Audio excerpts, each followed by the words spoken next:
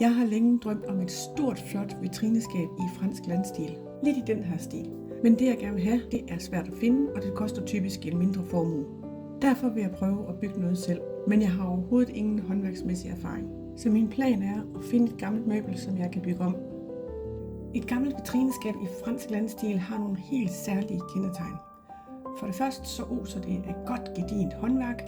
Det er udført i massivt træ. På toppen har det en højt profileret topliste.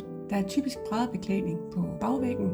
De lidt mere mondæne udgaver har smukke greb og ingen sprosser i glaslågerne. Der er følninger i de massive låger forneden, og så er der typisk også en massiv sokkel, som kaldes en plintsokkel. Jeg gik på jagt efter et brugtskab, som jeg kunne tage udgangspunkt i og bygge om, og efter lang tid søgen, så fandt jeg det her vitrineskab på Facebook Marketplaces. Det havde godt nok været til salg i over et år, men det var gået fuldstændig under mine radar. Det, der er særligt godt ved det her skab, er, at det allerede har flere af de elementer, som kendetegner et vitrineskab i den franske landstil. For det første så er det stort og i 4 fag, som jeg gerne vil have det.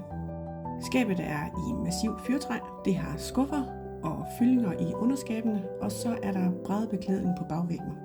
Det, som skabet mangler, er en højt profileret topliste, men den har noget, som man kan bygge videre på. Derudover skal den selvfølgelig have nogle nye smukke greb. Jeg skal have fjernet sprosserne i glaslågerne.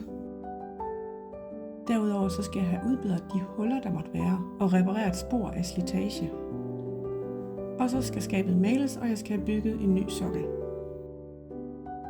Og alt det kan du følge trin for trin i den her video og i kommende videoer.